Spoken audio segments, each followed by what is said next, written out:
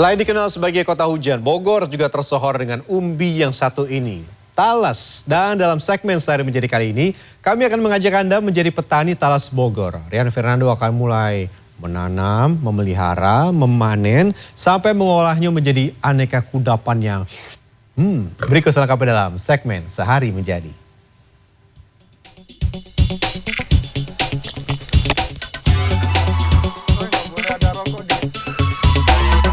Dalam banget ya.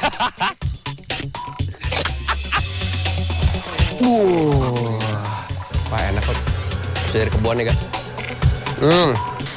Apa yang terlintas di pikiran Anda ketika mendengar kata kota Bogor? Hujan, angkot, atau tempat sejuk dan rindang? Nah, buat yang suka melancong ke kota Bogor, biasanya umbi yang satu ini tak pernah absen sebagai buah tangan. Iya, talas. Talas adalah jenis umbi-umbian yang banyak tumbuh di daratan Afrika, Amerika, dan Asia. Di Indonesia, tumbuhan bernama latin Colocasia esculenta ini bisa diolah menjadi beragam makanan, mulai dari keripik hingga es krim. Produksi talas di Indonesia memang belum tercatat secara nasional. Namun Bogor yang menjadi sentra budidaya talas mampu menghasilkan lebih dari 57.000 ton setiap tahun. Selamat datang di kota hujan Bogor. Ini adalah hamparan talas. Karena kalau kita sudah bicara Bogor, selain hujan pasti ada talasnya. Kita akan jadi petani talas hari ini. Oke. Bertani biar luasa kayak kaos. Oke, let's go. Di mana sih daerah penghasil talas di kota hujan? Ini nih, Kelurahan Situ Gede yang terletak di Kecamatan Bogor Barat. Mata pencaharian utama warga Kelurahan Situ Gede adalah bertani. Dari 232 hektar luas Kelurahan Situ Gede, sekitar 10% diantaranya dimanfaatkan sebagai lahan pertanian. Di sini, produksi talas bisa mencapai 75 ton setiap tahun. Untuk menjadi petani talas, hal pertama yang harus disiapkan adalah bibit. Lurus ke bawah, potong dia sambungannya dengan itu bagus. Percobaan pertama. Kalau mau jadi petani talas, kita harus bisa mengambil bibitnya dulu. Karena kalau tidak ada bibit, gimana mau jadi talas? Ya, terus buang akarnya. Buang akar. Siap. Sama daunnya. Bibit talas berasal dari umbi yang sudah tumbuh tunas. Bibit talas yang diambil dari umbinya ini merupakan bibit alami dan terkadang membawa sifat yang hampir serupa dengan induknya. Setelah bibit sudah dikumpulkan, kita pergi ke kebun yang lain untuk persiapan penanaman. Ini lagi dibikin lubangnya dulu karena akan dimasukkan sekamnya ya Pak ya? Sekamnya, dan ini dikasih jarak kurang lebih ya sekitar setengah meter lah. Semangat! Cuma satu baris, terlihat.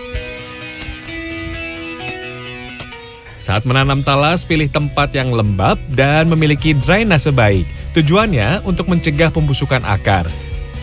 Talas tumbuh dengan subur di iklim tropis yang memiliki kelembapan tinggi seperti di tepi kolam atau area berawa.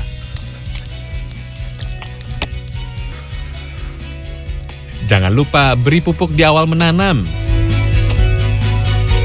Tadinya saya berpikir tuh habis dibuat lubang seperti ini bisa langsung dimasukin si bibitnya, tapi ternyata enggak, harus pakai sekam ini dulu. Nih sekam ini berfungsi untuk membuat akar semakin kuat. Nah, jadi harus disekamin sampai ujung. Sekam padi digunakan untuk menggemburkan tanah agar akar talas menyerap unsur hara. Tapi yang ini bukan sekam yang dibakar ya, melainkan yang dibiarkan membusuk secara alami. Oke, sekam selesai. Kita lanjut ke bagian penanaman. Jiglok lur. Kakinya jiglok lur.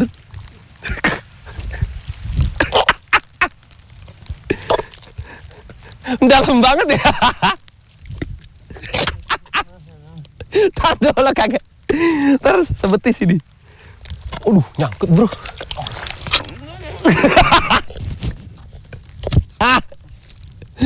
Set. Ketahuan jarang di kebun. Ketika menanam bibit, usahakan jangan terlalu dalam atau dangkal. Oh, jangan terlalu padat. Jadi posisi umbian itu nempel di jerami. Jadi dia nanti jerami itu mengandung air, jadi dia cepat berkembang akarnya untuk menopang umbian. Oke, berarti yang benar seperti ini Pak ya. Oh, yang ini malah kurang betul nih karena dia terlalu padat, terlalu dalam.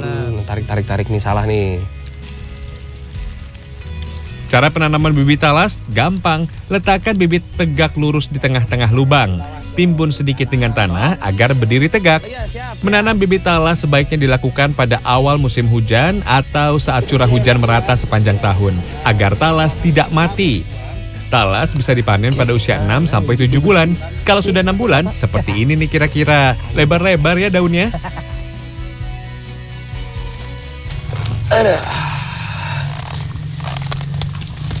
Kalau untuk penanaman si talasnya sebenarnya tidak terlalu rumit ya, tidak terlalu kompleks. Tapi harus rajin. Kalau kata orang teh kudu leken. Penyiangan sebaiknya dilakukan secara berkala. Tujuannya agar talas bebas dari tanaman pengganggu alias gulma yang dapat menjadi pesaing talas dalam menyerap unsur hara. Bayangin berhektar-hektar nih begini nih. Lumayan. Jongkok, tarik, geser, jongkok, tarik, geser, jongkok, tarik, geser. Ada nyamuk. Waduh. Banyak banget tuh nyamuk ya. Nih, ntar nggak lama lagi merah-merah ini lengan. Banyak sekali agasnya. Nyamuk kebon. Kalau ciri-ciri yang udah bisa dipanen apa Pak? Oke, kita pindah ke lahan talas yang sudah siap panen.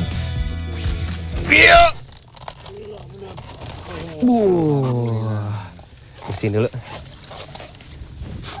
Kenapa Pak ya? Maaf, kualat. Ada beberapa varietas talas yang dikembangkan di tempat ini, seperti talas ungu, pratama, bentul, sampai talas hijau.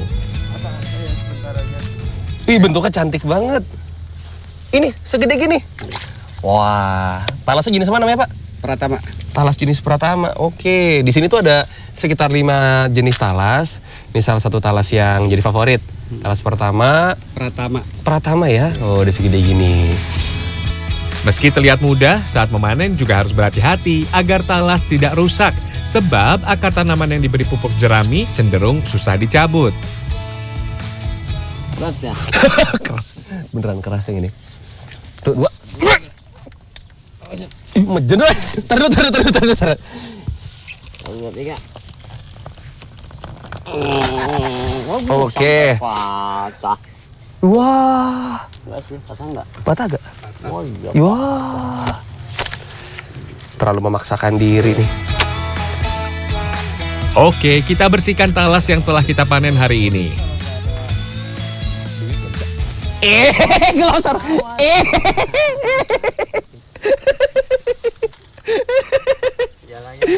Jalannya licin. Terlalu. Tinggal aja enggak apa-apa kalau nyusahin. Tinggal aja. Nah, mungkin ada yang bertanya-tanya kenapa nih daun-daunnya di bawah? Karena daunnya juga tidak dibuang. Daunnya bisa diolah lagi, jadi kita akan sekalian bersihkan di bawah. Selain dikonsumsi, daun talas juga biasa dimanfaatkan sebagai bahan baku pembuatan tepung, bahan kosmetik, sampai obat-obatan. Meski menanam talas terlihat mudah, bukan berarti panen selalu menjadi jaminan para petani talas. Kita juga pernah mengalami beberapa gagal panen diakibatkan oleh virus. Virus itu menyebar satu hari satu pohon, kemudian juga seminggu satu dapuran, dan ketika satu bulan itu satu hamparan. Kerugiannya sekitar 100 jutaan lah. Potong, sip. Setelah belajar nanam, sampai belajar kemanen, tips-tipsnya dan lain sebagainya. Apakah perjalanan saya sudah berakhir? Tidak, masih panjang. Talas-talas ini tidak hanya bisa diolah dengan cara digoreng atau direbus, tapi bisa diolah jadi produk lain. Oke. Nah, ini adalah salah satu inovasinya. Es krim talas. Ini sudah sangat talas ya. Warnanya ungu-ungu. Wah. Wah, enak kok. Bisa dari kebun ya, Kak.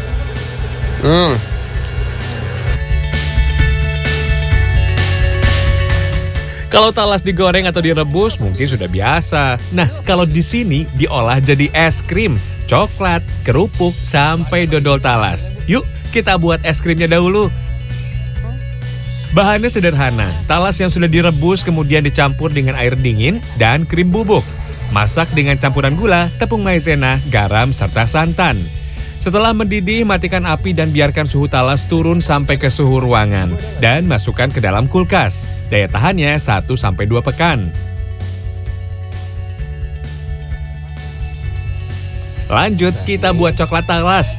Talas yang sudah digoreng kering dan dipotong kecil-kecil, dicampurkan ke dalam coklat cair. Setelah itu, dinginkan di lemari pembeku. Dan bisa langsung disantap. Sudah keras maksimal ini, Bu. Biasa, gak afdol kalau sehari menjadi berhubungan dengan makan tapi kita nggak ngicip. Dalamnya talas nih, dalamnya talas.